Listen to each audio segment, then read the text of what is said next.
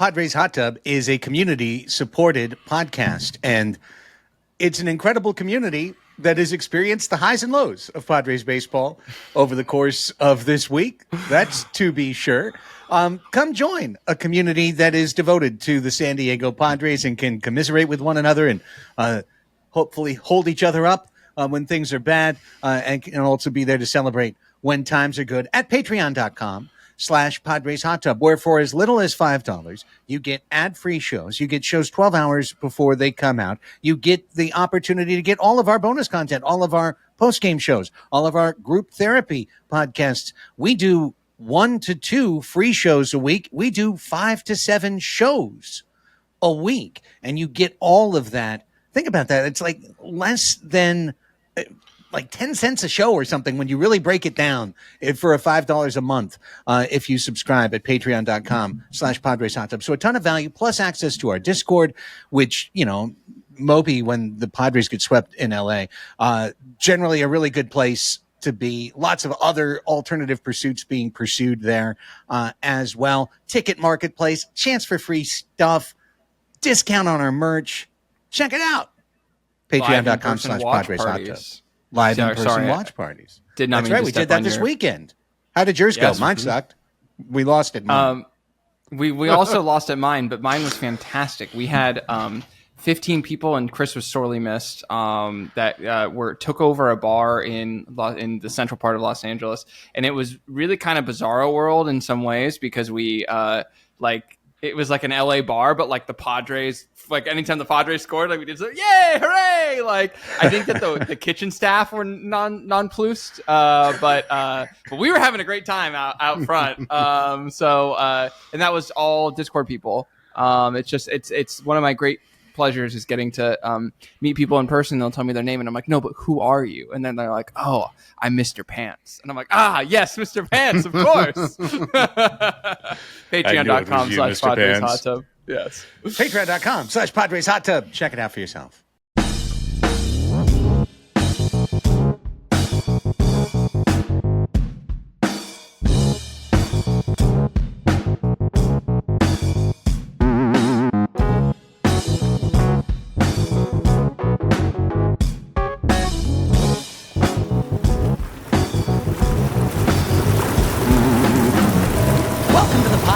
Everybody. Craig Elsten, Chris Reed, Raphie Cantor recording on Sunday, August 17th. The Padres still exist. Double-checked. Franchise has not been contracted on their way back to San Diego from LA. Deep breaths, calming deep breaths. The Padres did get swept by the LA Dodgers in Los Angeles. No, you described it perfectly, I'm just Craig. Breathing over here, Craig. I'm just, in for 4 seconds, hold for 7, out for 8. Look, I said this before we hit record. I'll say it again on the show. July 2nd, 3rd, something like that. Dodgers had a 9-game lead in the National League West. And if you told me in 6 weeks that the Padres would have cut that lead down to 2 games, I would have been elated. Absolutely elated. Because it would have meant that they were playing really poorly, which they were, and that we were playing really well, which we were. And to a certain extent still are, if you're not looking into the last 3 days and you're taking a little bit more of a bigger picture sample. So I don't enjoy watching these series generally, but I think on the whole, Padres are in a great place, and they're about to return home to face a team that they've done very well against this year. And I think there's a lot of reason to be very optimistic about what's going on. Chris? Fellas, we will get into it, but I just want to quote 2 very smart dudes who say this saying all the time, and I don't necessarily always agree with it, but today I just want to drink it up, and that is, baseball is stupid, and no one should watch. It's funny that you bring that up, Chris, that you'd like to drink that up. Baseball is stupid and no one should watch, because it just so happens, in some brief housekeeping notes before we get into this abomination of a Dodger series that you should be hopefully happy that we're waiting to talk about. Padres Hot Tub does have a brand new piece of merch, and that is a brand new coffee mug. And it's got on one side the Padres Hot Tub logo, and on the other side it says Baseball is stupid and no one should watch. And it is available right now at padreshottub.com/merch. And just imagine how much better you'd feel tomorrow morning when you're at the breakfast table and you're reading the recap of the game or letters to AJ's recap or AC's report, and you're like starting to get mad, and then you just look at the mug. Yeah. You say, that's right. You look at the Stupid. mug full of coffee, cream, and Irish whiskey. Yes, at 6:15 in the morning, and you say, baseball is stupid and no one should watch. And I'm not watching right now, and that makes me smarter. So just think the psychological benefits are going to be worth 15 times the price of the mug itself. So really you're making heart money by buying, you're making mind money and heart money by going to Padres.com, PadresHotTub.com. You can go to Padres.com as well, but go to PadresHotTub.com/merge and order yourself a PHT mug. Rate, review, like, subscribe. And listen, this is a special episode today. Normally this would be an hour. You're looking at the runtime and you're like, whoa, those guys really had a lot to say about this Padres sweep to the Dodgers. No, we've got, and I think it's kind of a perfect timing as it actually worked out. We are thrilled on today's show, after we talk about this crap series, we're going to be joined by a true mover and shaker in the culinary industry, Drew Deckman, who has a restaurant in North Park, 3131, who has a seafood stand at the Ballast Point area in Petco Park. He's won 6 Michelin stars, I believe, is what I read. He's won 2 green Michelins. He has a couple of restaurants down in Cabo that he's run for about 13 years that are incredible. He's got his own television show. This guy is a true celebrity chef. Like, he's a star chef, but he's also a Padres fan. He's also incredibly humble. We recorded that interview before we did this part, so I can guarantee you it's an incredible chat. Please stay with us past the Padres Dodgers and listen to Drew Deckman. And if you were mad about the weekend, I think you'll feel a lot better just checking out a fascinating person's very, very interesting story, which is coming up at the end of this show. So please stay tuned. Now, here's what I want to say. Remember what was on the cover, Chris, of The Hitchhiker's Guide to the Galaxy? Do you remember what it said right there on the cover? Oh, boy. Something about a towel? No. Well, no. That's inside. Come on. No, but on the cover, big words. It says, don't panic. Don't panic. Yeah. Says, don't panic. And I'd like to refer to that cover. This is the time you should judge the book by the cover. Don't panic. Okay? The Padres are still a really good team. The Padres are still going to make the playoffs. And they have the ability to compete in the playoffs. They have a path to win the World Series. You should not judge a team at its best because you're going to look like a fool. And we got the chance to do a group therapy right after the Padres swept San Francisco, as the Dodgers had been swept in Anaheim, sitting on an off day in a 1-game lead, where we probably really kind of sounded the fool. And we were trying not to. We were really trying not to. Yeah, well, we were trying not to. This got called the most important 12 games in Padres history on the show. And what I'm worried about is that same exact kind of mindset infected the Padres. And I think we saw that a club go into Los Angeles and play itself completely out of one game and get outplayed in the other one. So, like, these games are in August, boys. And just on your point that you're making today, Craig, don't panic. Like, these are regular season games in August. The Padres have a shitload of season in front of them. Are these games that could potentially decide the division race? Like, maybe, possibly. We have no freaking idea. We don't know where things are going to go from now on. So, like, you can bet your ass that the Padres, really attach themselves to narratives this week, and they came in and it bit them in the ass. And, you know, I thought we saw a lot of interesting things from the Padres today.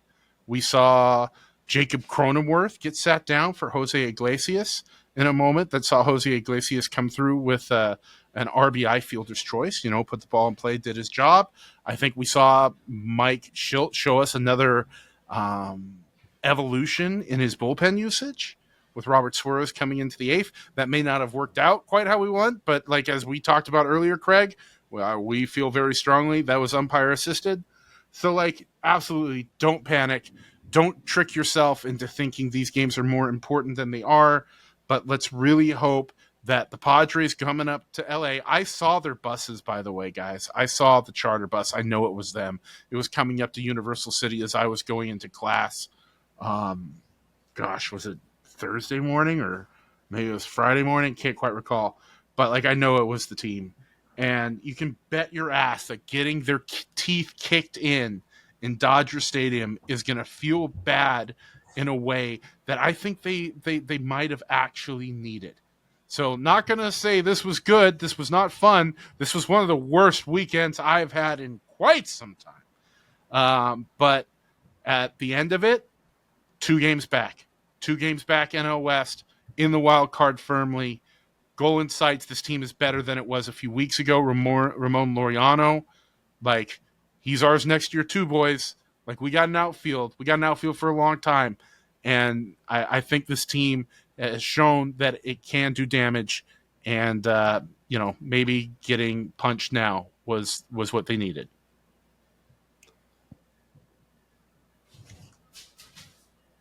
Well, yeah, maybe. Let's dig in a little more. This was the last point I was going to make, just kind of playing off that. Like, maybe the Padres players are mad that they got kicked in the teeth. I heard a Jake Cronenworth interview this morning where he said, listen, we got to play better, coming off of the day before. I want to hear that from the team. I'm sure we're going to hear some of that stuff later on.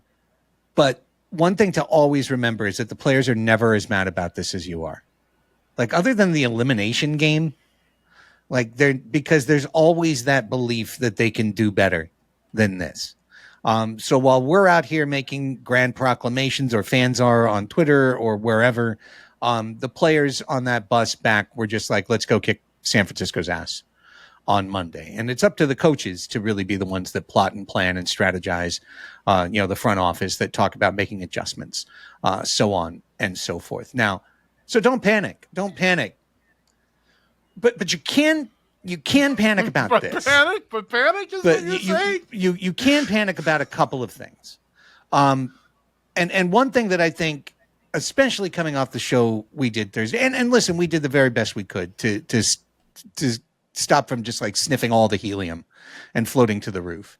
But like, the Dodgers are in the Padres' heads all the way. They're all the way in. We see a completely different San Diego team playing LA than we do playing any other team in baseball. And we've seen the Padres lose to the Mariners and the Blue Jays. We've seen the Padres battle the Cubs and the Phillies. We've seen them play the best teams in baseball, but it's different when it's LA. It's just different. Some of our guys straight no-show these series, and we get the most bafflingly bad performances specifically against LA. We're 2-8 against the Dodgers, and I think it's time for San Diego fans to just get it into your heads. Like, LA is the team that if we face them, they're the favorite every time, forever.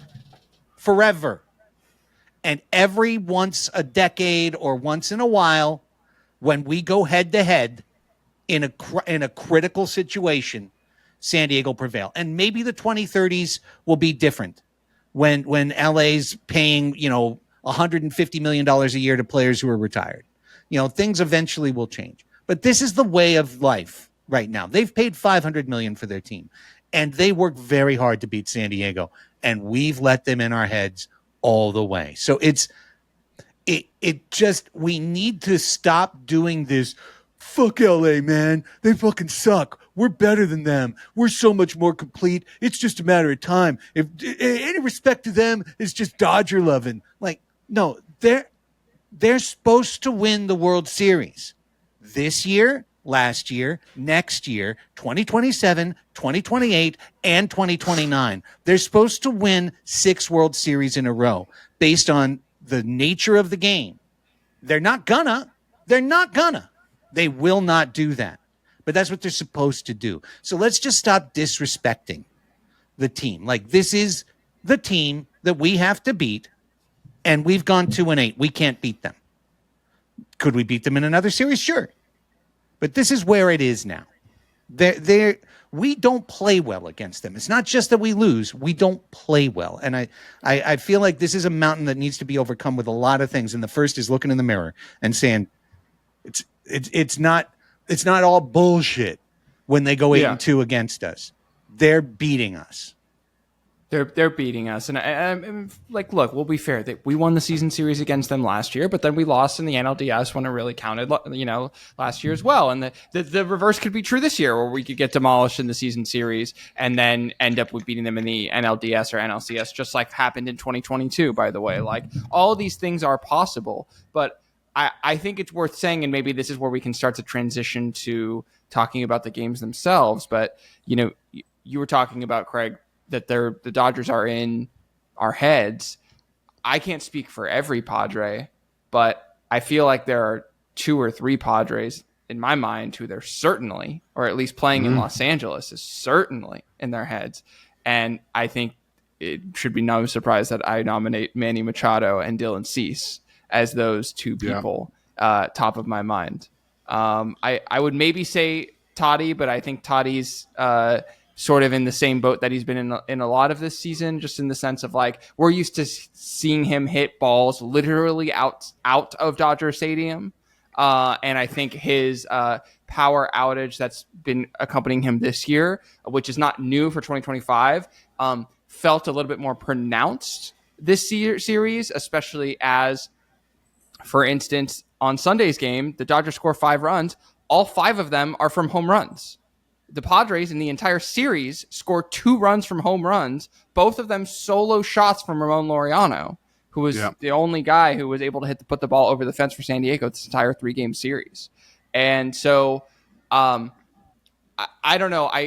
Chris, I want to get you in here too, and Craig, I want to eventually get you back because I want to hear you talk about Dylan Cease because I know you got something good. But Chris, how does the in the headsness of the Dodgers for the Padres feel?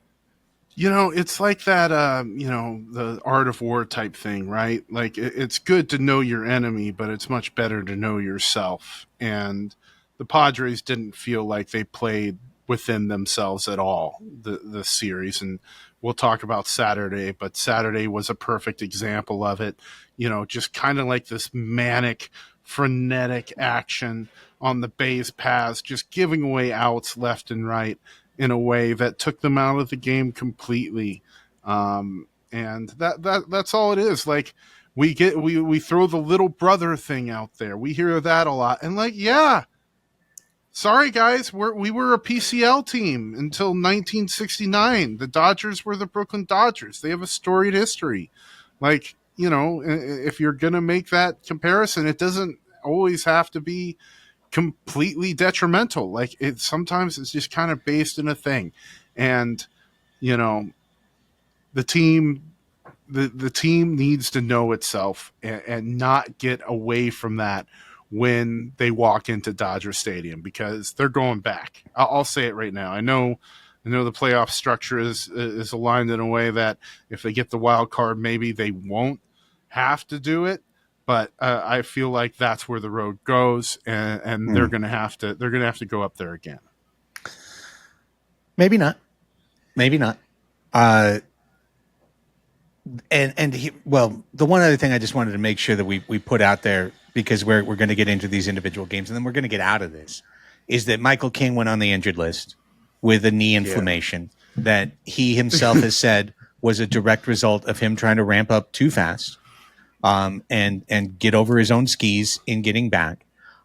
They hope, again, once again, Michael King is on the injured list, and once again, it's not an elbow or a shoulder problem, so we're supposed to feel okay about it. But, he is going to miss more time, and that's not great. And also, Jackson Merrill twisted his ankle Friday night, swinging against Diaz. And then he had to leave the game today. And he may miss the Giants series. I don't know that, but he tweaked his ankle. He played like crap Saturday, and he struck out twice today, and he couldn't push off that ankle, and then he gingerly walked away, and then they took him out of the game. So this is actually now a situation the Padres are so much better prepared to overcome than they were in the past, because now they can put Gavin Sheets in the lineup, just put Laureano in center field and be fine, and actually be fine. And that's, maybe, go ahead. Craig, maybe even be better. Maybe even, maybe even be a little bit better as a result. So we're going to survive by that. But that's something real that happened this week outside the results. And the last thing I will say, and I don't think this is dooming, I just think this is realistically reading the road. The Padres are now 2 games back. They lost no ground this week. They started the week 2 games back. They finished the week 2 games back. It sucks because they went up 3 and down 3 in the same week. So we were on the roller coaster there. Yeah. Sorry, Mike Schill. But in the end, we wound up back in the same place we were before. If either LA or San Diego gets out of next weekend 3 or more games ahead, that team is going to win the NL West. And there's no reason to worry about it the rest of the way, because both teams play near identical cupcake schedules in the month of September. So the idea that you're going to catch LA if you're 4 down and they're playing Colorado 7 times and all the other teams that they play, equally, the idea that the Padres go on a crazy run next week and wind up 3 games ahead of LA, and that the Dodgers are going to catch us when we get to play cupcakes down the stretch, I find both equally implausible. So while this weekend isn't a killer, getting killed next weekend probably kills the West. And that could probably be fine. That could probably be just fine for the San Diego Padres. But because, Chris, you can win it this year without ever facing the Dodgers. You can win it this year. Let's just say the Padres finish 4th. Like they did last year, okay? Let's just say the Padres finish 4th, like they did last year. Well, they're going to Wrigley? They're going to if they finish 4th, they're going to host the Chicago Cubs in a 3-game series and play through the NL Central. There's an outside chance that the Cubs could fade to 6 and that the Mets could play in, okay? The Mets or the Cubs, though, are teams that you feel okay about the Padres facing in a 3-game series. And then if you won that series, unless they've got a 12-game losing streak in them in September, you're facing the Brewers. You are going to Milwaukee. Okay? The road to the NLCS would go entirely through the Central. So what does that mean? That means LA would play probably Philly in the NLDS. Philly could knock off LA while you beat the Brewers. And then you play the Phillies in the NLCS, just like 2022. Except this time they've got the home field advantage.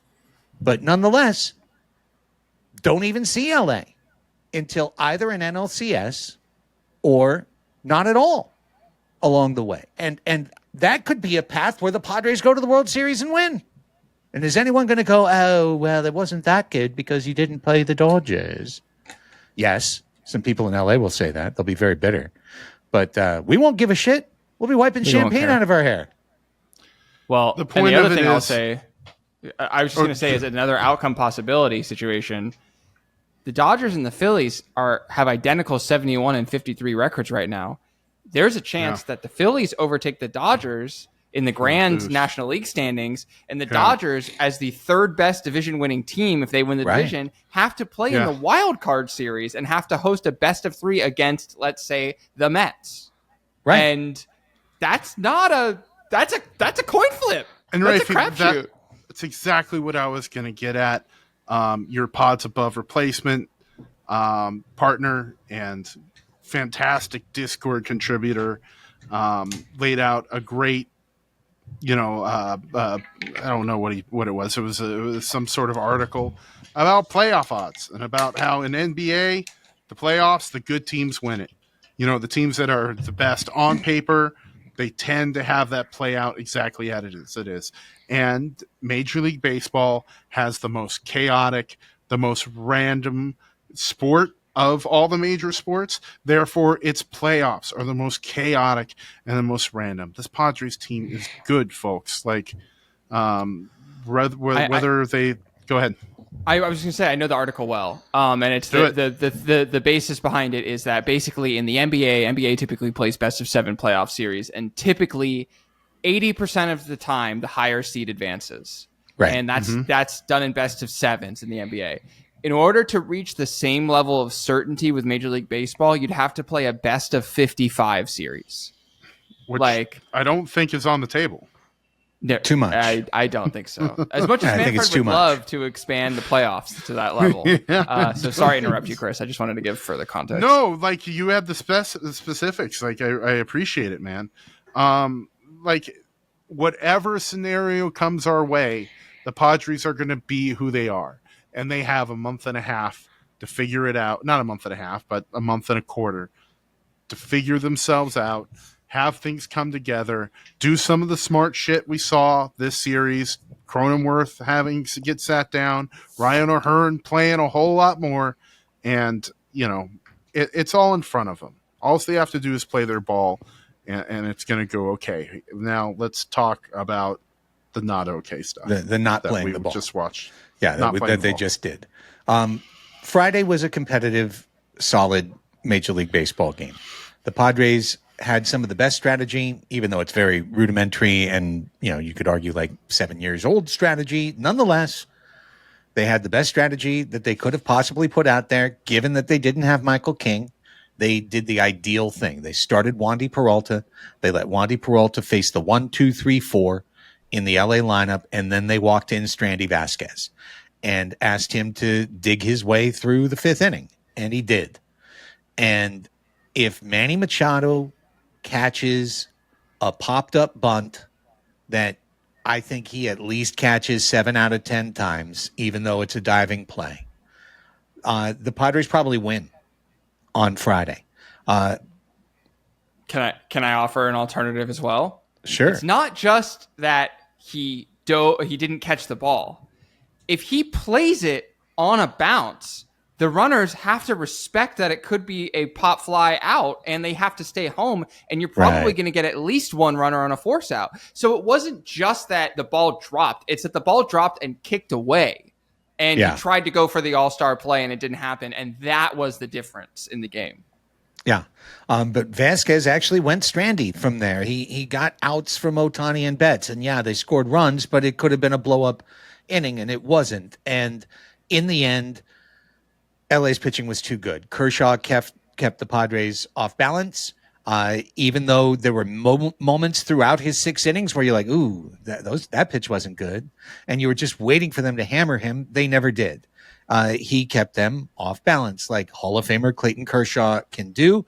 And the bullpen that all we heard through the month of August was just the worst piece of shit in baseball, shut the Padres down for the most part. Now, they had a chance, and they got the bases loaded for the heart of their order, and Luis Arraez got a fly out that scored a run, and Manny Machado swung at the first pitch and flew out to shallow left field. It's a very, very fat first pitch. Like it was a sweeper right down the middle, so that he did not hit because Manny's timing is off.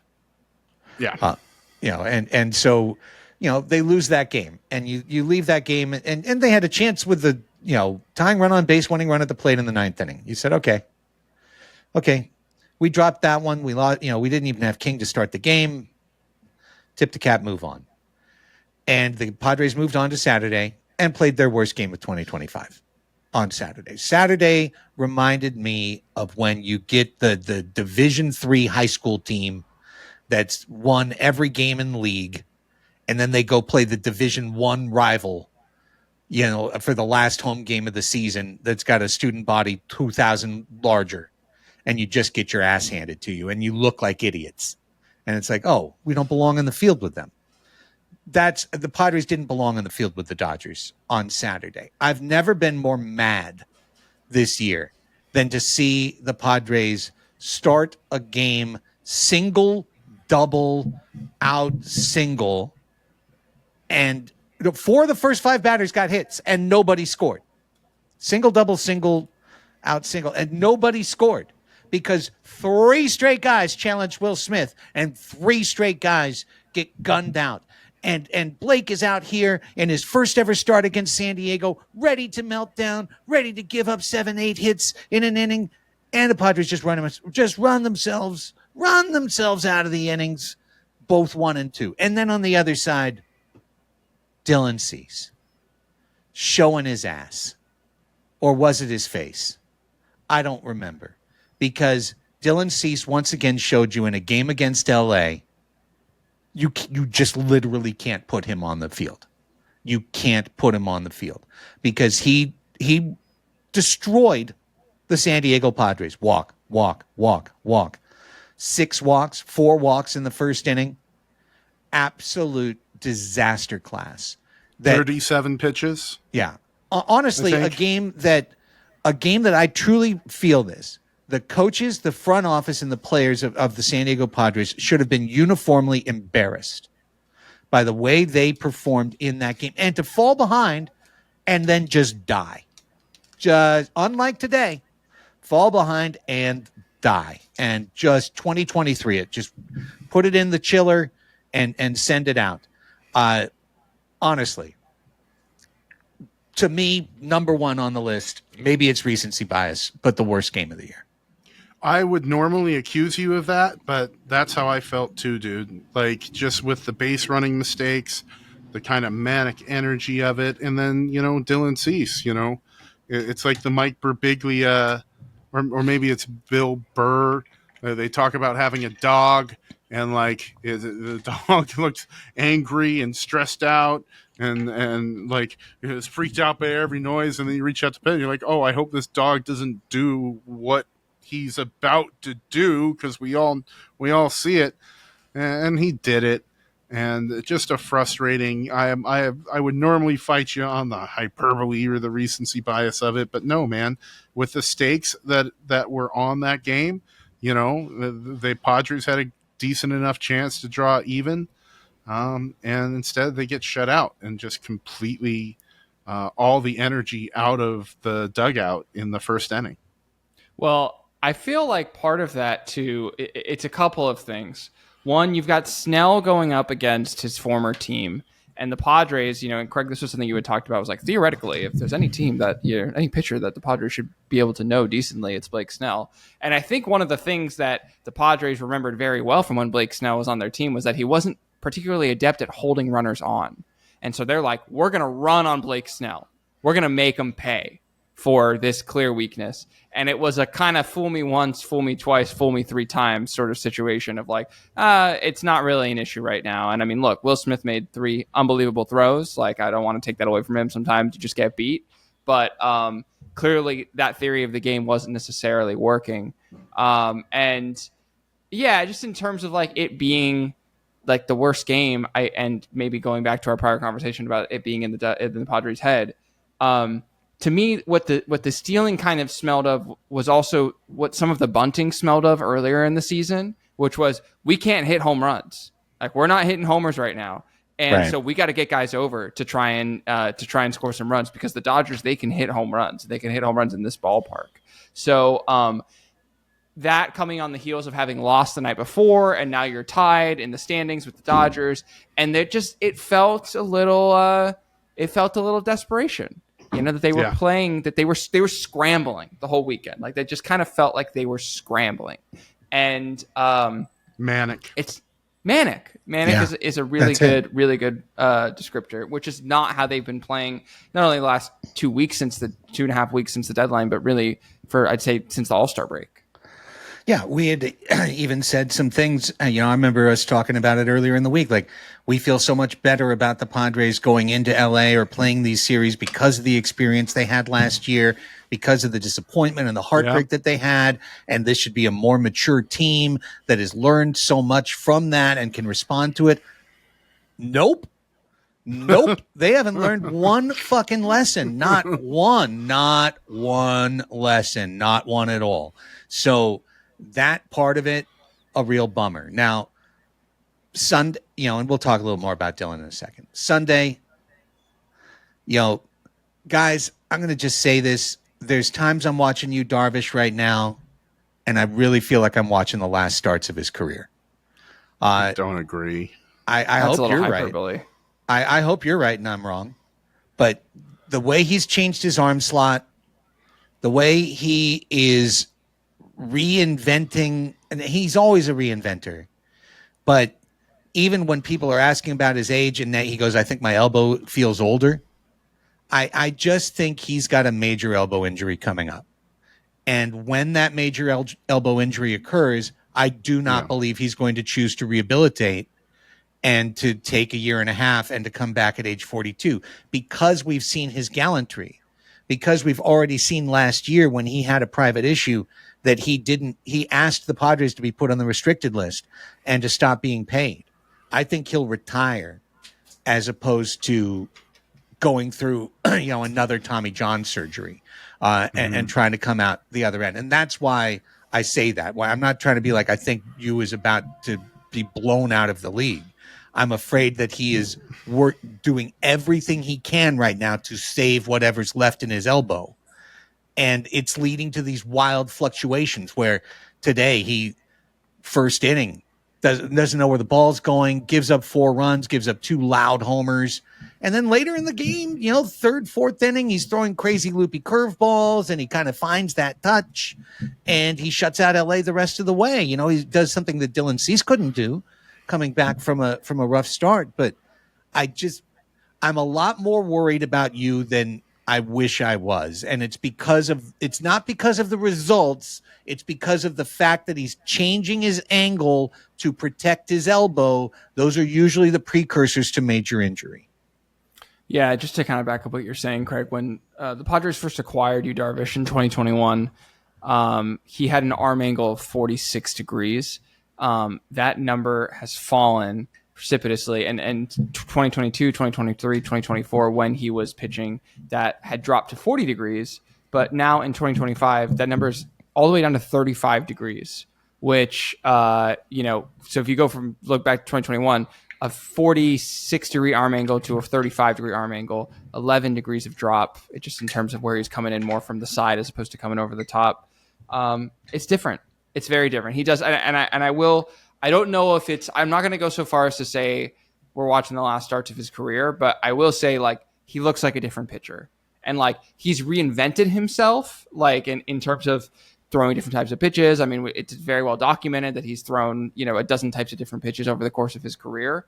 But just to back up what you're saying, it does appear that he's adjusting out of necessity instead of creativity, if that is fair to say.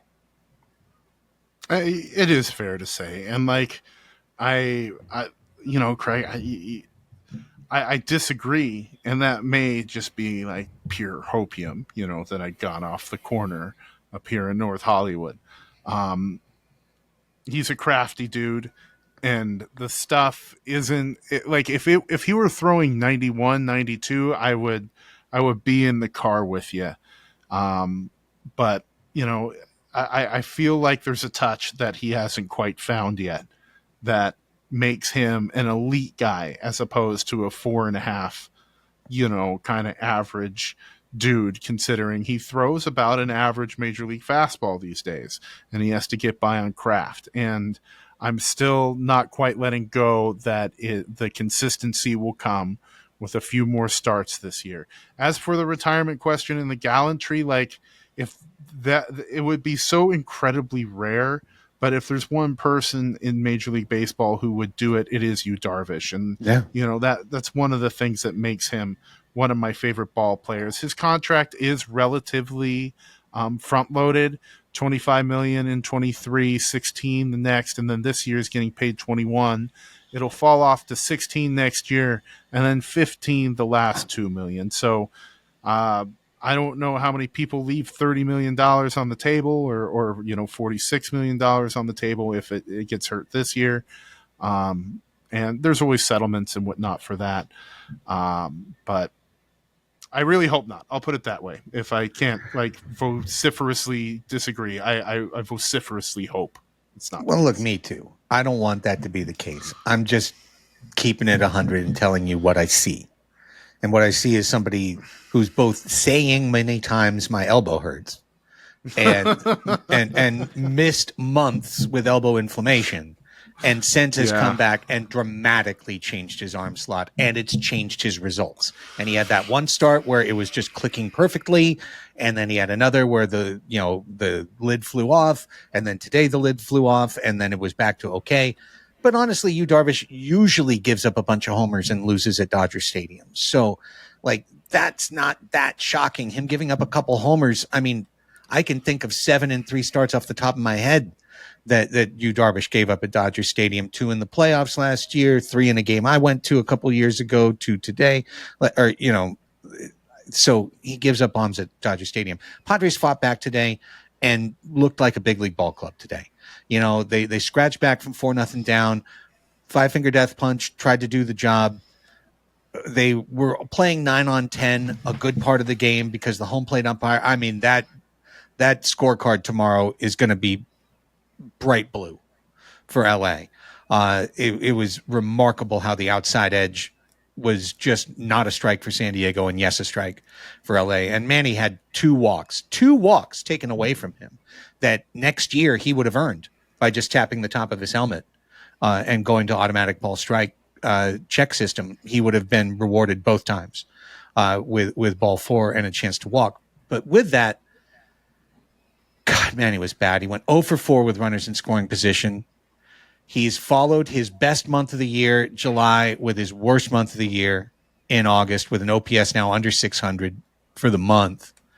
And that was part and parcel with San Diego going 2 for 14 today with runners in scoring position, and they went 3 for 20 for the series. So you really look at that, and it's kind of that simple. Padres get a couple hits today, they win.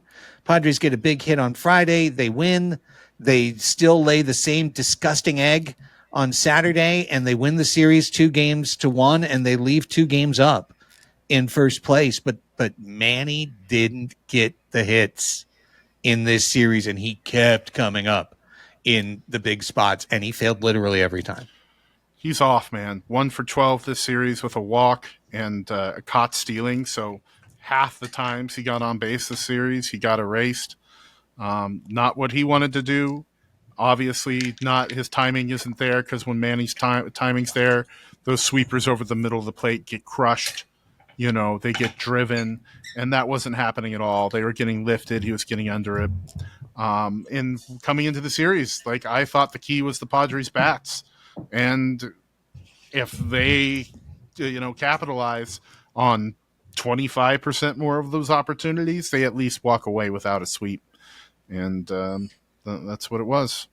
Yeah, I mean, again, I just think it goes back to, this is kind of coming up on the edge of what I want to say about the team is what you were saying earlier, Craig, about don't judge a team when they're at their worst. We were literally running into outs to try and get into scoring position from which we could not score. Yes, which is it's talk about a bigger exercise in futility than that. So I don't think it certainly hasn't been the case with the Padres in the last month, and I don't think that's going to be the team the rest of the season. So I'm not particularly worried about that. What I am worried about, and maybe this can sort of pivot us, and then we'll talk to Drew in just a second, is we got to talk about the Arise versus O'Hearn thing, because this was something that was hammered across social media. It was certainly a big topic in our Discord, and I certainly have my own opinions about it. But on Friday and Saturday, Ryan O'Hearn did not start, and instead Luis Arise played first base. and started hitting in the 2-hole in both games. And O'Hearn did play first base today. Arise was also played and hit in the 2-hole as a designated hitter. Arise did have a good game. A really good game. Didn't he have 3 hits and a steal? 3 hits and a steal, and I think 2 of those hits were doubles. He's always going to eventually, though. That's why you can't go by like results every time. You have to look at the bigger picture. Yeah, and if we're just looking at the bigger picture, Ryan O'Hearn plays a better first base. He has a 129 WRC plus on the season. Luis Arise has a 106 WRC plus on the season and plays a worse first base. The Padres are choosing to make themselves 23% worse every day in their lineup at first base because of veteran stuff, which is something I have been saying on the show for months. This is the Achilles heel of this organization, is the deference that they show, not only to veterans in general, but also to guys who have just been on the team longer. Teachers' you know pets. what I mean? The stubborn adherence to teachers' pets. Yeah. Okay. I agree that objectively Ryan O'Hearn should be the everyday first baseman, that Luis Arise should be the strong side platoon DH, but in certain situations should just be the pinch hitter. Probably Luis Arise's performance this year, put up against the players that he could be played against, if just a robot was coming in, would probably put him as the pinch hitter off the bench or a left bat overload situation. But that's just not going to happen.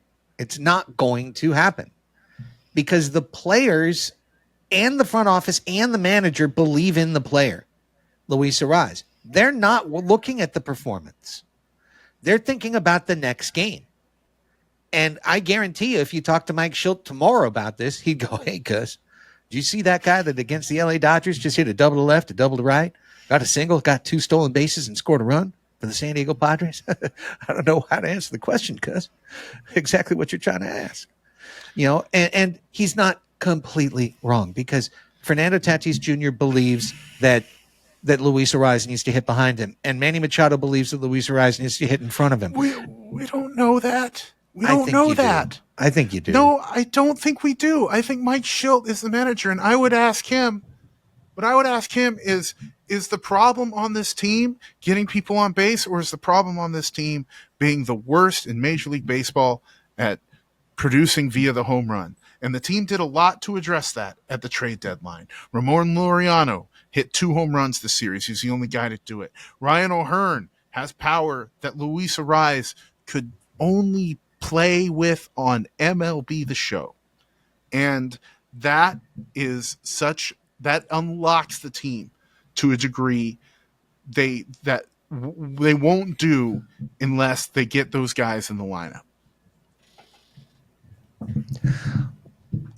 What are we going to do? Luis Arise is going to stay as the first, as the number 2 hitter for this team. You're not wrong. No, I don't think anyone's wrong in this situation. Craig, you're right. Yeah. He is going to stay, and Chris is right. It's the wrong move. I think we're all in agreement there. And I just think that we need to acknowledge that as fans and as people who talk about the team, because I know that there are people who are clamoring for it to be discussed, and I think we need to discuss it. And we can also acknowledge they're not going to fucking do anything about it. And they're not. Now look, today they had a choice and they started O'Hearn at first base. That decision tree could continue to grow roots. He could continue to start at first base more as the year progresses. The playoffs are when you have to make the most dire decisions. Luis has between now and then to go 40 for 100. He really does. And the team still believes that he will. And today he went 3 for 4. So he's on his way. If he can go the next 96 and get 37 more, he'll be right there. So that's their belief. And they're going to roll him out there to try and do it. But this is how I'll just kind of thread the middle, agree with you and get to the last thing. And then we're going to get to Drew Deckman. Right now, in the darkest corner of Doomerville, if I was setting up a little pop-up shop, it would be the 3 ways that the Padres could see their season die. All right? The 3 ways the Padres could see their season die. This is one of them.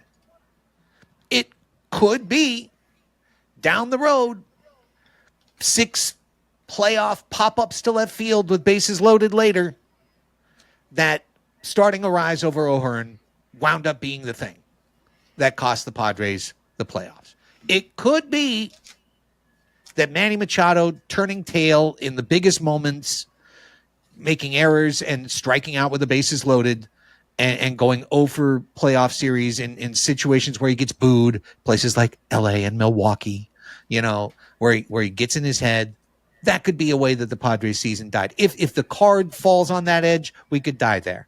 Okay, we could die if the card falls on the Arise edge. But there's 1,000 ways that you can die. But another one is if Dylan Cease just blows up your season by starting him in a playoff game. 1, yeah, 2, there he is. 3. Joe Musgrove coming back to pitch a bullpen inning and giving up a grand slam. Yeah, absolutely. There's another one. But, the last thing for me is Cease. And we talked about it a little bit before. But Dylan Cease should never start a playoff game for the Padres unless it's an emergency situation, unless there's no one else. He should be a reliever. And just like you guys talking about Arise and O'Hearn, you should say to me, Craig, that's not going to happen. And you're right. It won't happen. He'll start a game 2 or maybe a game 3, maybe a game 3 of 3 for San Diego. And that's probably the game that we lose because Dylan Cease can't win a big game. I'm sorry. I don't know what GM is going to go out there and look at this guy. I know of one that would go out there and look at this guy and say, I'm going to give him his market rate to come to my team, and I believe we're still going to win the World Series. That team is LA. And I do believe Dylan Cease will be a Dodger next year, right alongside Blake Snell. And I do believe that before his arm breaks in LA and he goes to his first Tommy John surgery, that he will pitch a little bit better. But you know what? I'd love to face him in a playoff game because you know what he's going to do? Walk the bases loaded. Ball 4, ball 8, ball 12, ball 16, ball 20, ball 24. He could not throw one pitch on Saturday that was, it was one of two places. It was either uncompetitive out of the zone, no chance to swing, or right down the middle, right down Broadway, because he had no command of anything. He's got a career playoff ERA of now, I think, 4 starts, and it's over 10. Okay, his playoff ERA. And Saturday night was a playoff game. Tied in the NL West, on the road. It was every single aspect of what a playoff game, except it's one of 162 instead of 1 of 3 or 1 of 5. Learn your lesson, San Diego. Honestly, I could make a really bullshit, tell me I'm wrong, set up the card table in the town square argument that the Padres should release Dylan Cease after game 162 because it would prevent them from pitching him. And by not pitching him, that gives them a way better chance to win that game. I would rather Nestor Cortez start a must-win playoff game than Dylan Cease, and you will not talk me off of this folding table. Like, I would trust J.P. Sears with an opener of David Morgan, okay, over Dylan Cease in a must-win game on the road. You know where I think you're right. Dylan Cease is going to LA, but I think he's going to be a Los Angeles Angel. Perfect. Absolutely. There's 2 GMs, right, and one owner. Yeah. Well, then you won't have to worry because he'll never pitch in a playoff game. Yeah, so it'll be perfect. This was a playoff game just like last September was a playoff game, and he went in and did the same thing. You guys have heard me talk ad nauseum about it. God. I was in line for King Hawaiian Roll sliders at Dodger Stadium, and he walked Miguel Rojas. And I will never forget it in my life. And then 2 weeks later, you and me and Craig were watching him in fucking game 4. And I just and I know I can't square it in my head because I know he's fucking great, but I'll just never forget. And I ate that slider and it didn't even taste good. It didn't taste good, you guys. It was so terrible. It was so Awful. bad. Okay. Boys- Speaking of food, I think we should talk to a good chef. Yeah. Let's Think do so? it. Let's do it. That's enough of that. Let's hope we have a bunch of winning post-game shows this week as the Padres host the Giants and LA. But let's cleanse our palate and do something completely different right now. All right, let's get right to it. We are so excited to welcome to the show for the first time Drew Deckman, Michelin-starred decorated chef. He's been everywhere. He's done everything. He's actually selling food at Petco Park this year. We're going to talk about it. Restaurateur, host, holy cow. And now he has agreed to slum with us on Padres Hot Tub. Drew, thank you so much for your time. Thank you, Craig. It was an honor to be here. Absolutely. Just I've been, ever since we scheduled today, I've been just looking forward to spending a few minutes with the three of you and just chatting all things food and baseball. Well, let's get the baseball out of the way because we just talked a lot about it. It's been a great year for the San Diego Padres. It was a horrible, awful, terrible, terrible weekend. Thank goodness the season doesn't actually end on August 17th, no matter what the internet chat may say. You can spend your entire life in the gym and still get the flu and you feel like shit for 72 hours. So, that's the way I look at this weekend. We're coming off a heck of a run and it's not over. We went in a game up and came out to 2 games down, and that's still better than a couple of years ago where we would have probably gone in 12 games down and come out 15 games down. So I think we're tending upward. Absolutely. Yeah, Chris. it's good to have perspective. I mean, it is only August. The team, if you would even asked us back in, let's say, May or June, when Martin Maldonado was the main backstop at times, and left field was, as we called him, Hey Joe. There's a lot of things to feel good about the team, and we're going to get in lines. Okay, I got to get right to it. Chef Deckman, what's this about you wanting to be one of the people that we would be absolutely furious with today? And this isn't a pitcher. This isn't Mike Schilt.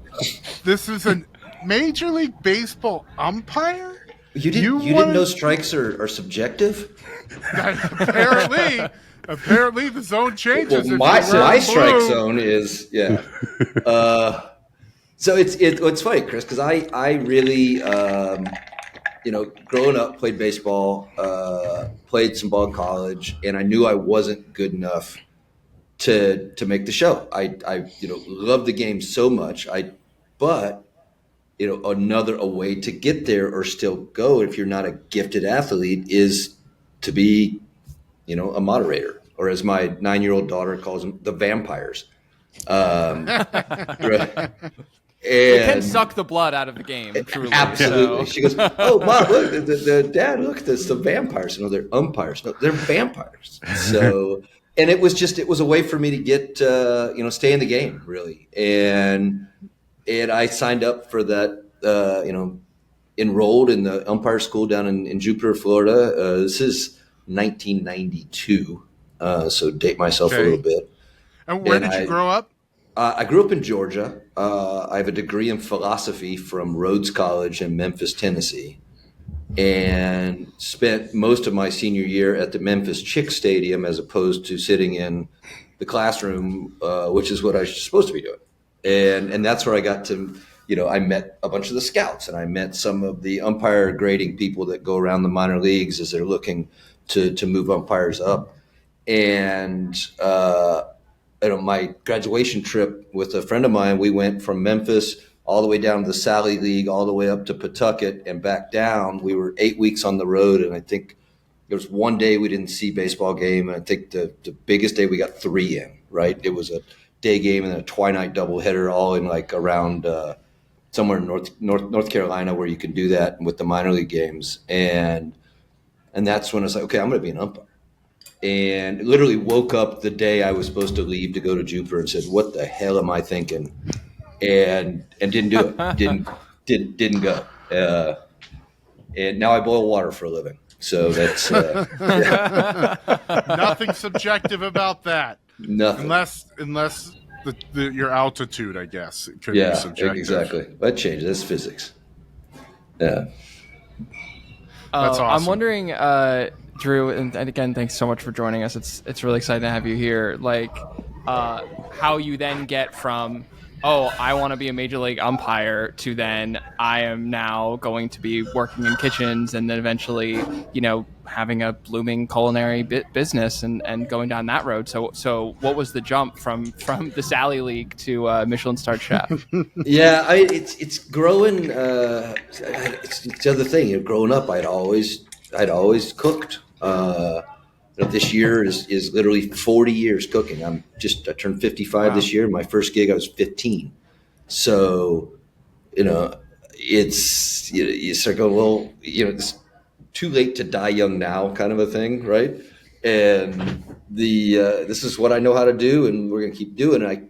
I don't know that they'd accept me in umpire school anymore, but it just seemed right. It just seemed like that was the path. I didn't go to school, or I studied philosophy basically because I just saw so many of my colleagues going to school to get a job as opposed to get an education. And I figured with philosophy is a great platform to, I'm not a philosopher. I'm a student of philosophy, or it was, which is a big difference. And you can do anything. I could have gone to law school. I could have gone on to teach. And as a chef, it helped me. And Raphie, right out of college, I worked for Enterprise Rent-A-Car, of all places. I didn't. Yeah, my first gig out of school, I was renting cars, and because I liked cooking too much for it to really, I was like, no, this is gonna ruin my passion. This is gonna mess up my love of the game, so to speak, right? And a couple years into it, my dad sent me this book, said, "Do what you love, the money will follow," right? And I read the book and didn't think much of it. My dog probably ate it and whatever.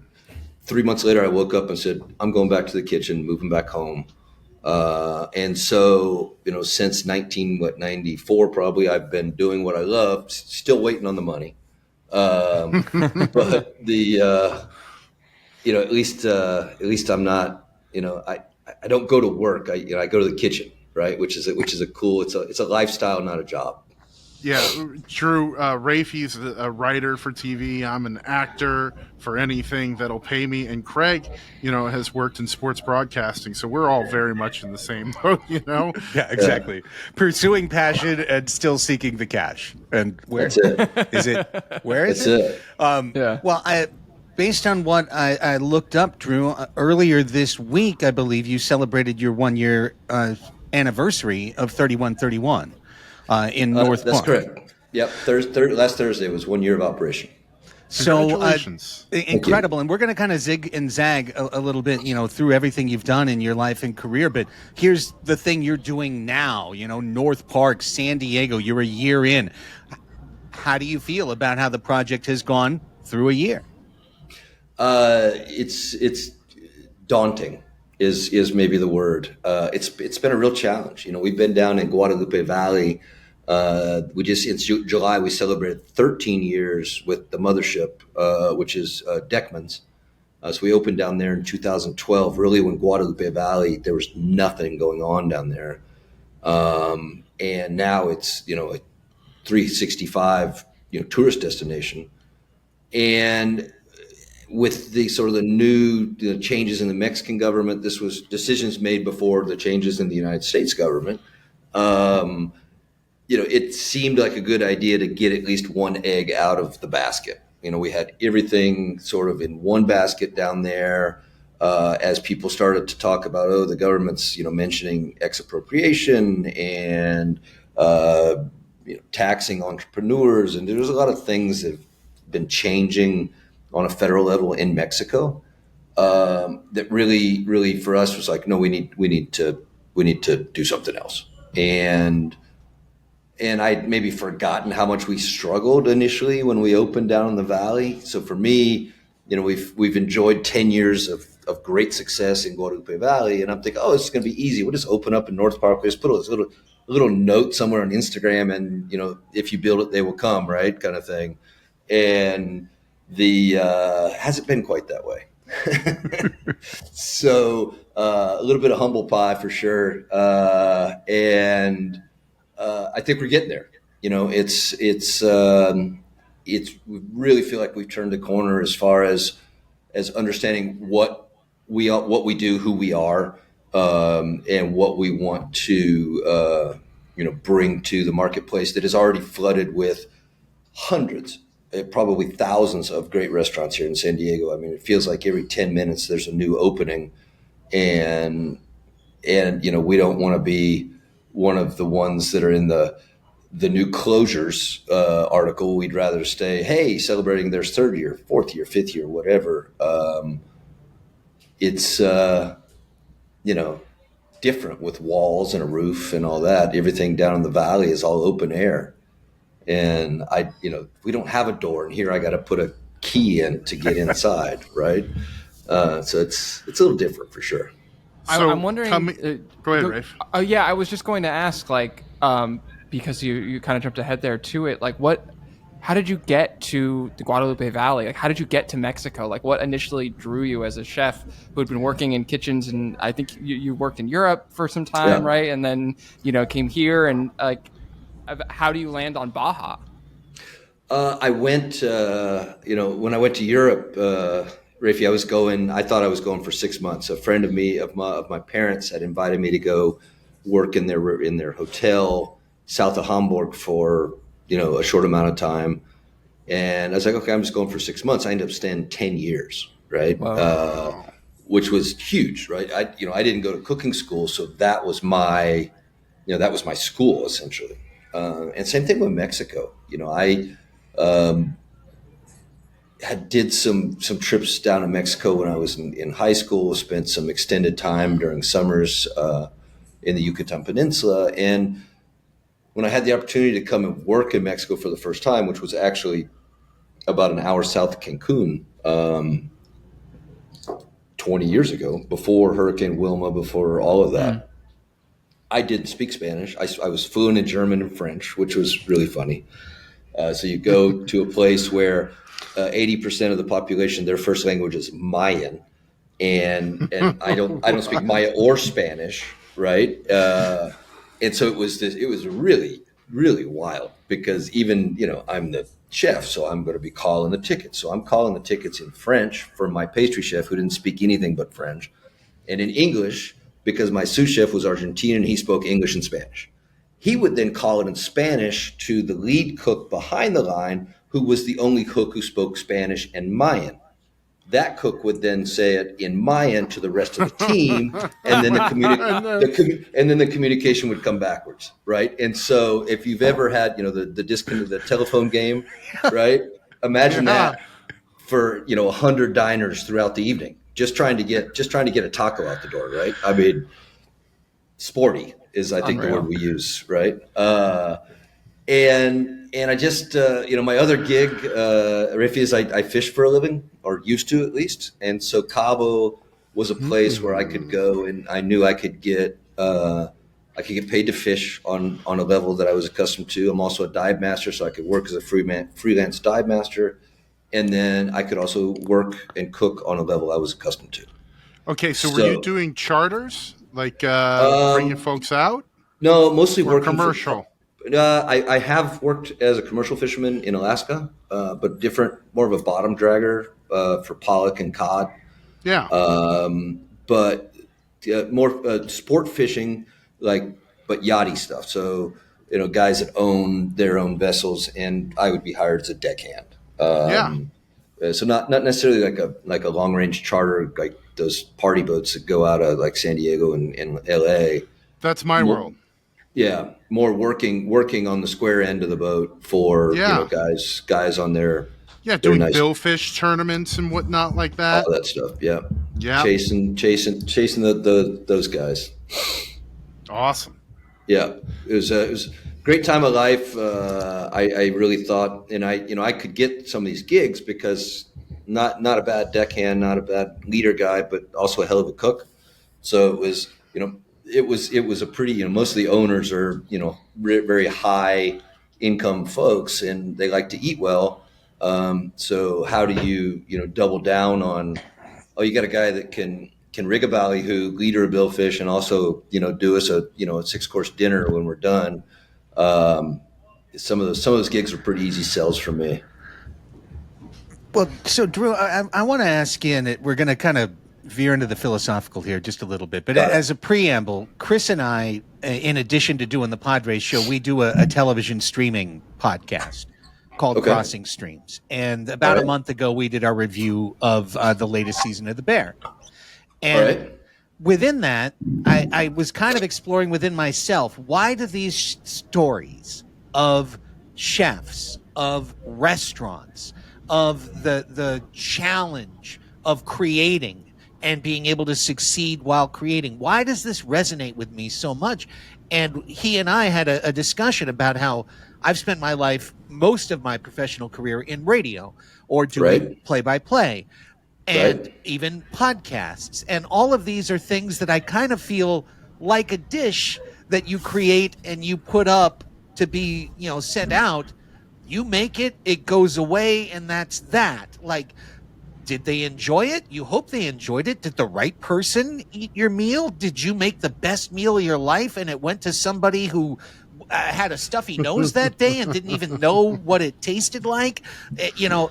Just like, did I do my best radio show I ever did and just nobody heard it? It was on a Sunday evening and it flew off to Jupiter and I knew it was good and the producer knew and no one else knew, So I just wonder how you've grappled with that in your career, that you're doing something that is every day. It's live, it's jazz, it's creative, it's extemporaneous, but it's also ephemeral. It changes every day. And the success you had yesterday has no bearing on today.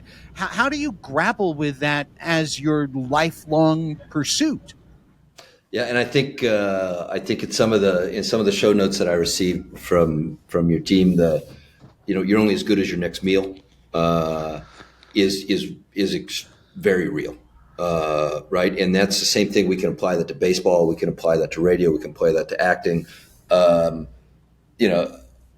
It's is it disposable art? Is it consumable art? Some people say, oh, cooking's art. Well, it's like 95% like hard freaking work, right? Yeah. Mm-hmm. And maybe there's 5% of that art, and I don't even know that everyone in the kitchen is on that, because the way I look at it is, if Rembrandt paints this unbelievable painting, but then that painting goes to some factory where they have these people who know the physics of painting and the motions of painting and replicate that. And they're replicating and they're replicating and they're replicating. Is that art? No, I don't think it is, because you're just going through the motion. Part of that making it art is the creative part, right? You're not allowed to go outside the lines because you're replicating. So you could be a great replicator, but you're probably not creating art. You're creating a replication of what someone else created as art. So I think even the lower you go sort of on the hierarchy in the kitchen, it's less and less and less artistic and more, being a plumber. No offense. I hope that trade that I chose is, there's no offense intended. They're making more than all of us, so don't worry about it. But it's not about that. It's about doing a job that is just sort of probably something that most people don't want to do. And there's some art to coming in and looking at the pipes in an old house and making them work, right? Yeah. Because there's some creativity and there's some understanding and there's some. So for me, I think it's really easy to take yourself too seriously in the chef world, if you will. I'm, if you look at any of my social media, so I don't call myself a chef except for Instagram calls me a chef. So I'm an ingredient facilitator, right? The chefs are the guys that I work for in Europe who've had 3 Michelin stars for 50 years, and my teachers. I think if you call yourself a chef, then I think somebody else has to do that. Yeah. Right. I don't know that you can, self name. I think so much of it is inter discipline recognition. And so for me, it's just about, when I was younger, like all I cared about was the press and the prizes and the awards and all that, and being on this list or that list, and in the end, the only list that matters is the reservations list, right? The wait list, if you will. Right. Because if there's no butts and seats, then what's the point, man? Yeah, it reminds me of the Bill Parcells quote, where it's just like, "Listen, you are what your record says you are. Like you can do whatever you know." I absolutely, absolutely. This question about Rembrandt's an artist, but then the people who replicate Rembrandt is that necessarily art? I don't know. I think there's a direct analog, at least in my world, of when you look at established writers and directors, and if you were to ask them their 3 favorite movies, and then you go look at their work, they were obviously influenced by that, and there's Sure. different echoes of styles and stuff like that. And I'm curious if you find it's the same in the culinary chef world, where you talk about these 3 Michelin-starred chefs that you've worked under. Like, have you noticed like influences from them in your own work as you've then taken that and then made an entirely new thing? Without a doubt. Yeah. Anybody that says that they haven't is full of shit. In my opinion, maybe there's some prodigies out there that just, but it's got to be 0.0000001%. Yeah, there's some guys that are really good, or women who are really good at taking an initial sort of input from teachers and going, right? But they would have done that in any discipline they'd have chosen to do, because that's the kind of person they are, right? So for me, there's no doubt that I can say I'm a direct result of my teachers, and every single thing that I've seen, learned, eaten, experienced. I think in any creative thing, from acting to radio to writing to you can't not be influenced by your surroundings. You can learn something going through a fast food drive-through, right? If you really if you want to learn, the lessons are out there hanging on the trees. You just have to go out there and want to pick them and see them. But if you don't, then you just kind of continue the same, right? And so I think when I kind of got rid of the pride and didn't let the ego lead in the kitchen is really when I started to see a change in me, and it made me a better teacher. I think it allowed me to be a better, leader of young people. Raphie, if you think about it, I'm the only one in the kitchen getting older, right? All my line cooks, they all stay the same, because they hit me, they're 19 to 24, and then they have enough experience, they go on to do something else. I probably don't see them again. So as my experience and age increases, they're the same. Boom, boom, boom, which is cool, because I get to learn so much from these young people that are coming in who really have their fingers on the pulse of technology in the kitchen, which I'm not that person. My oven downstairs, one floor below us, is connected to my phone.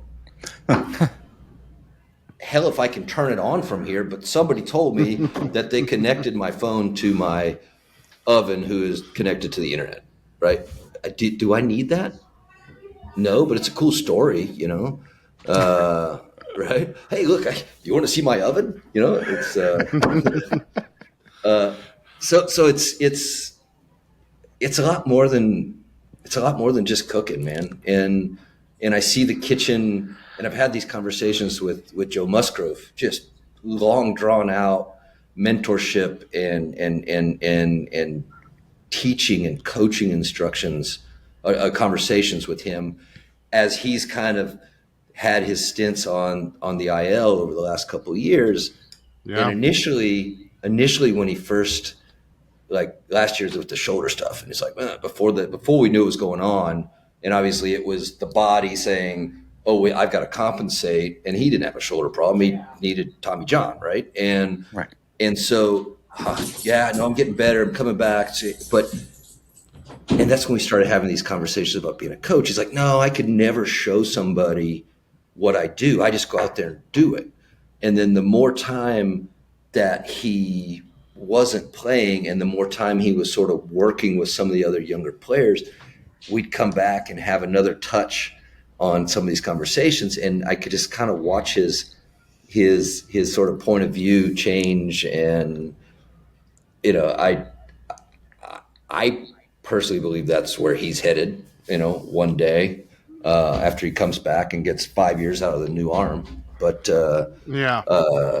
it's cool to watch him kind of change the way he's looking at the game. Drew, and so the kitchen's the same for me. A new restaurant is very much an underdog, like just getting going. Like you kind of have to have that mentality. I'm sure Joe has that mentality from being a kid out here in San Diego, dealing with everything he did, making his way to the bigs and then signing his hometown team.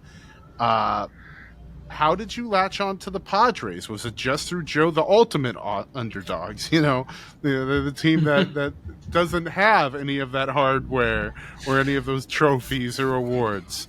Like, have you felt a draw to them just from your own experience, or how did all that come about? I don't know that it's because I saw a similar path in underachieving. No, can't relate there.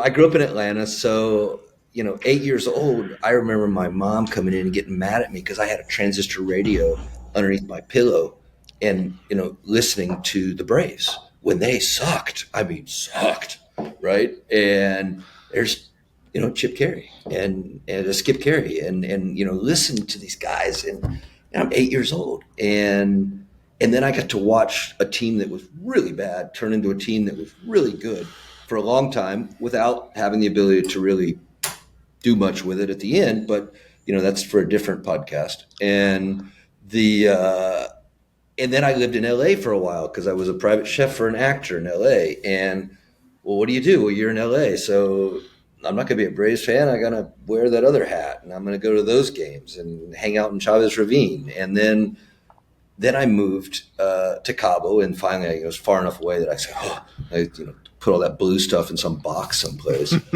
and when I opened in 2012 up here in the Valley, one of my friends, longtime Padres fan, his dad had season tickets since the mid 70s, I guess, and started going to games, started buying hats, starting to follow, starting to enjoy, because I loved the game. And for me, that was my home team, because this is where I was, right? And just, so over time, so now we're talking 10, 12, 13, 14 years of sort of being a Padres fan, and each year just a little more vetted, a little more vetted, and a little more understanding. I think this is our 6th year with season tickets, my wife and I. We just do a half season. I can't even get to all of those games, but it was the way for me to feel like, okay, cool. I'm more of a part of this. This means more to me than just, going twice a year and, it just being part of it. Right. And then when they did the renovation of Gallagher Square, so we got the family brick and we put there under Tony, and it's got the bricks there forever. And then I met Joe, and Joe was a guest in my restaurant down in Baja a couple years ago during the All-Star break. And it was him and Rich Hill, I think, had dinner together.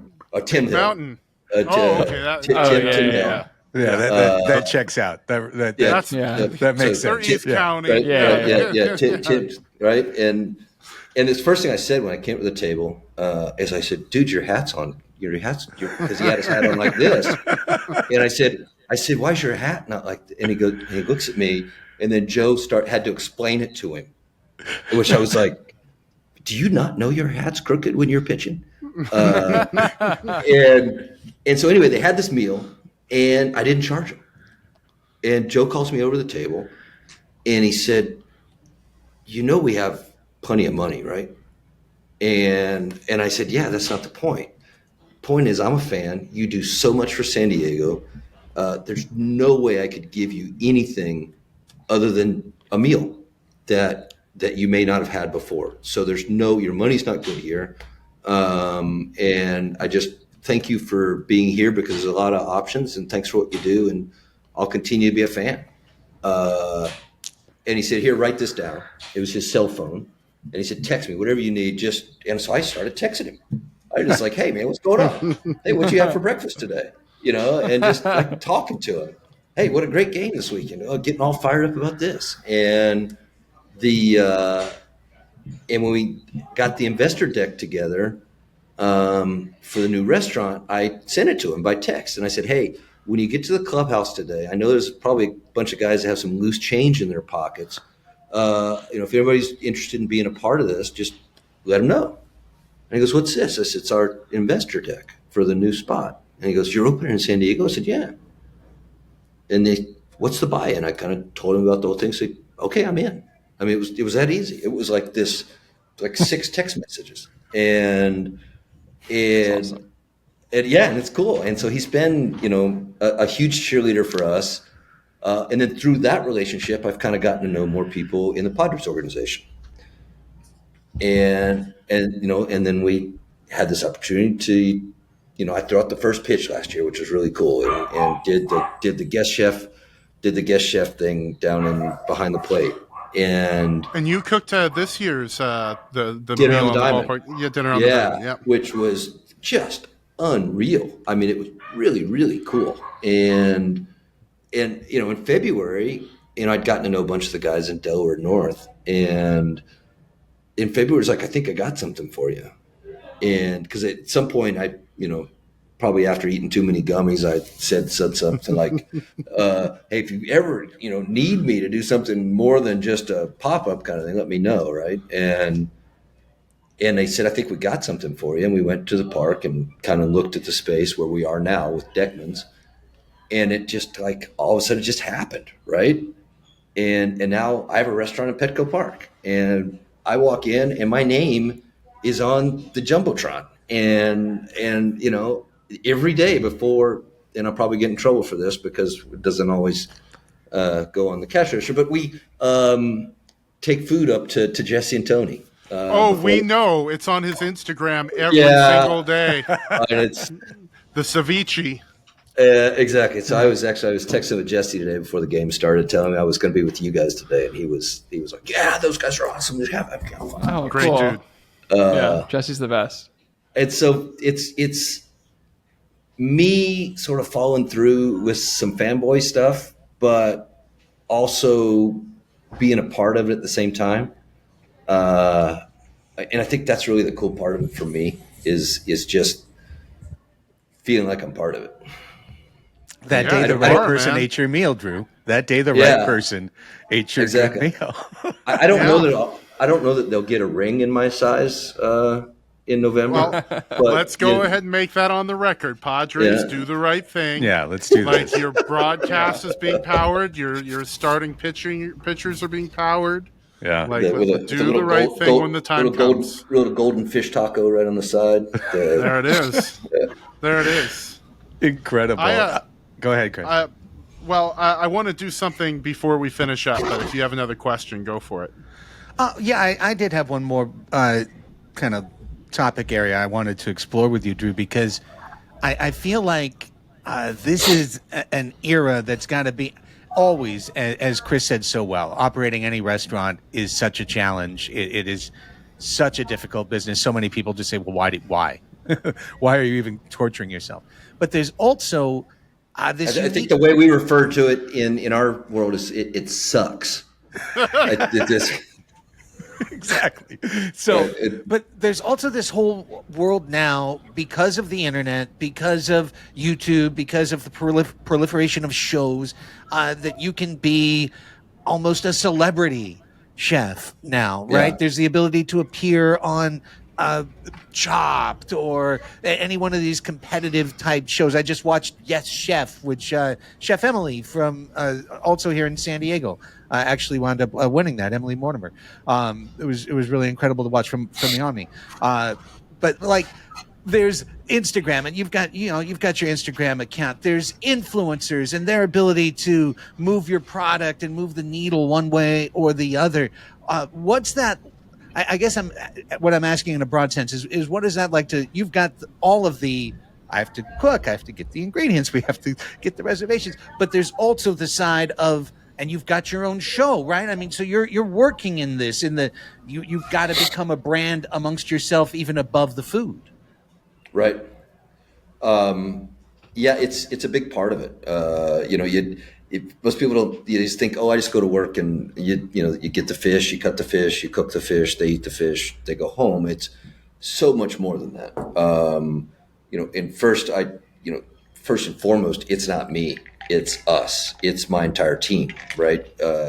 I can have a great day or not great day, but if the rest of the team is following what I'm doing, they're the ones that have to do it. My chef, my lead people on the floor, the person answering the phones, even to the person who's doing our maintenance and cleaning in the morning, because every single part of that leads into the brand. And one of the things I like to use this analogy is like, if your fuel filter clogs on your car, what's the result? The car doesn't run. If your transmission fails, what's the result? Your car doesn't run. Which part's more important? I can tell you which part's more expensive, but if either one of them fail, the result's the same. So which has more importance? And so for me, yes, I mean, God, the TV show has brought so much to, we were just doing this cool documentary about, ingredients and trying to like communicate about certain things before they were gone. And we just got nominated for a daytime Emmy, right? It's our first year of doing the show. You couldn't get anybody to pick it up. Amazon Prime agreed to do it for free, so we have no proceeds from it other than just it's included in Prime. Bam, we got nominated for a daytime Emmy. It's like, all right, that's pretty cool. Let our folks know it's what called that is. Ingrediente Mexico, and it's included six episodes. It's on Amazon Prime, included with your Prime membership right now. And yeah, so we went to 7 different Mexican states, and it's a non-scripted documentary where I'm basically the host and just asking questions. And it's not really a cooking show, and it's not really a travel show. It has some of that, but it's really about trying to get sort of the point of view of Mexico from a Mexican point of view, as opposed to most of the time the story's told through European eyes. And I became a Mexican citizen in 2018, but that was just a piece of paper. I think really making my heart become Mexican, I think happened along the road making this show. It just unbelievable, the places that we went and the people we saw, and I don't know how many times I cry on film. You could probably document that. But yeah, it's huge. And you're like standing at the airport trying to get on an airplane. Somebody walks up to you, goes, "Can I take a picture with you?" And I don't even, I don't see myself that way.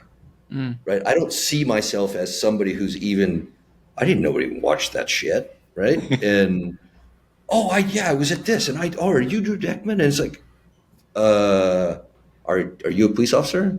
You know, why are you asking? Hold on to your suitcase a little bit tighter. That's it.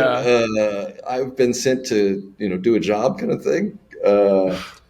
But who did I piss off this time? But yeah, so it is a big part of it, Craig. It's a big part of.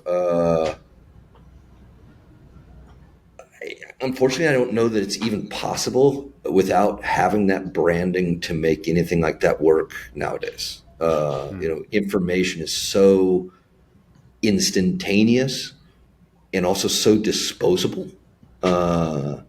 It's in and out, in and out, in and out, in and out. Dopamine hits, bam, bam, bam, bam, bam, bam, bam, bam, like all the time. And if you just go, hey, we're open, here's our menu, you should come, and then don't do anything else, you're like, it could be 2 weeks. 2 weeks in social media world is like 200 years in like literary, right? Yeah. I mean, it blows me away. And that's why we hire people that know a lot more about that than I do. Because otherwise we probably wouldn't have any of that stuff, because I'd just be like, I just want to cook, man. Right. What time's the game start, so we can make all the reservations early so we can, right? Raphie, got anything?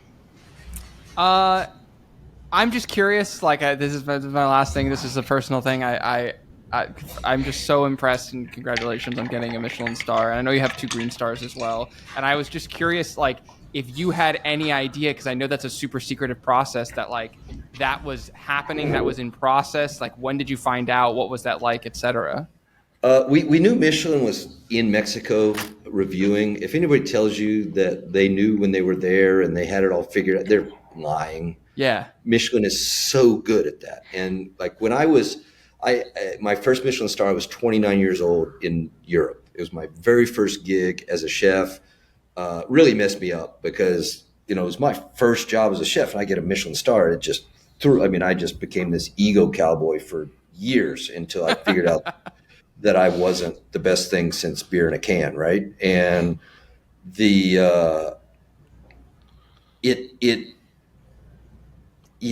knew they were there, that you knew that they were in the country. It was announced they were going to be reviewing Mexico.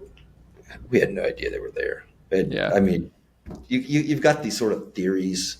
Oh, I think that person, like when I was younger in Europe, it was you could kind of tell it was a male, dressed well, 35 to 50 typically, single diner, always made a reservation, would sit there, look at the menu for 25 minutes, order the tasting menu, and have 1 glass of wine. And that was like, dude, that's an inspector. Right. And yeah. And now, you hear stories about a single person would come in and they're a plant, and the real inspector is on the table of 4 that's sitting across from them. And, you hear all these different things about how stuff happens. And it's, Raphie, the best way to do it is every single person that walks in your door is an inspector. Yep. Yeah.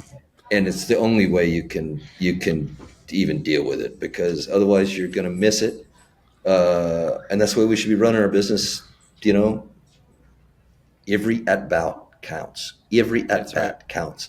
When you come down to making the playoffs or not over a half a game after playing 162, and you go, don't tell me that at-bat didn't count, because it did. It's drops in a bucket to get to a goal. And it's just, that's how you got to – every day's game day in the restaurant world. Did I see in a video that you've got a placard in your kitchen that says sense of urgency? Yes. Thank you, Thomas Keller. I absolutely. It is something that I try to just instill in my folks, and got a couple of Navy SEAL friends. So we definitely the slow is smooth, smooth is fast motto we use. And if you're always going as fast as you can, you never have to hurry. And if you're always ready, or what did Jesse said it today, talking about Gavin Sheets, if you stay prepared, you never have to get ready or something like that. If you stay ready, you never yeah. have to get ready. Yeah. You never have to get ready. Talking about him not having much playing time since the deadline and just coming in today, and it's like, oh, yep, it was like he's playing every day. And that's you don't get to have an off day because the person sitting out at the table doesn't give a shit. That's not their problem, right? They just want to have a good meal. Drew, thank you so much for joining us. I do think that you are more artistic than you give yourself credit for. Agreed. Like committing to sustainability, like that's an act of creation, and the opposite of like what an artist does in creating is destroying. And like you're choosing to do your best not to do that. I have a very, very stupid little game for you. Okay, cool. These boys are not ready for it. Nobody's ready for it. I have got 4 fish. I'm going to give you their scientific name. 2 of them are more white-fleshed fish, and 2 of them are pelagic fish. Oh, boy. And then I would like you to tell me which of the Padres starting lineup they are. Okay, so first, we have Paralichthys californicus. This is one of the white flesh ones. Paralichthys californicus. This is a very common commercial and sport caught fish, highly prized. They have a size limit, I believe, of 22 inches. Size limit? Size limit. They must be 22 inches long in order for people to keep them. White sea bass, right? Incorrect. This would be the California halibut. Oh, halibut. Okay, cool. So, and who on the Padres team resembles a halibut? No, like which one of the lineup is the California halibut? Probably our second baseman, but even though he's from Michigan. You are very close. In fact, it is Luis Arias because he was born with 2 eyes on different sides of the head, and now they have moved to the front. All right, our next one is Ophiodon elongatus. This is another white flesh fish, another sport caught one, but the size limit on these ones is a little bit longer. Here's a great hint for you. The term Ophiodon is derived from Greek, meaning ophis for snake and otis for tooth. That's a lingcod. That is indeed a lingcod. Yes! And which of the Padres is a lingcod? I like Xander has a little 2 different color eyes, and lingcod have different color flesh depending on what they eat. Sometimes they're blue on the inside. Sometimes they're green as the flesh. They're it changes. And so, I don't know, maybe No, Mr. that is the absolute correct answer. Ding, ding. Well done. 2 for 2 on that one. Our third one would be Thunus thinus. This is a pelagic fish, often considered one of the most valuable fish in the entire ocean. One of the strongest fighters in the sport caught world. On this side of the coast, they get to be about 300 pounds. On the other side of the United States, they get much, much larger. Do you have a guess? Probably bluefin. This would be the bluefin tuna. And who is this team's bluefin tuna, Drew? Manny Machado. Manny Machado is this team's bluefin tuna. You're 4 for 6. That is incredible. Crazy. You are on a hot That's streak. Cooperstown, baby. You were doing it. Let's round it out. This last one's tricky. This is Thunus albicaris. That's albacore tuna. Incorrect. Oh, boy. Incorrect. This is Really? the yellowfin tuna because I had to fuck with you with the last had to fuck one, with Drew. me. All right, I had cool. to get you. But And who is that's strange. who is our yellowfin tuna? Fucking Latin. Who's our yellowfin tuna? Sometimes yellowfin don't always come all the way up to San Diego, but when they do, it typically is the end of summer, going into fall. They're here just for a short amount of time and they leave. Not like the bluefin, which are here kind of a little longer part of the season. Very migratory, let's say maybe somebody who might show up at a trade deadline, for example. So I'm gonna go Ramon Laureano is our yellowfin tuna. What a fantastic answer. It is unfortunately incorrect. The correct answer was Fernando Tatis Jr. El Nino, because the yellowfin typically show up in the warmer waters of El Nino years.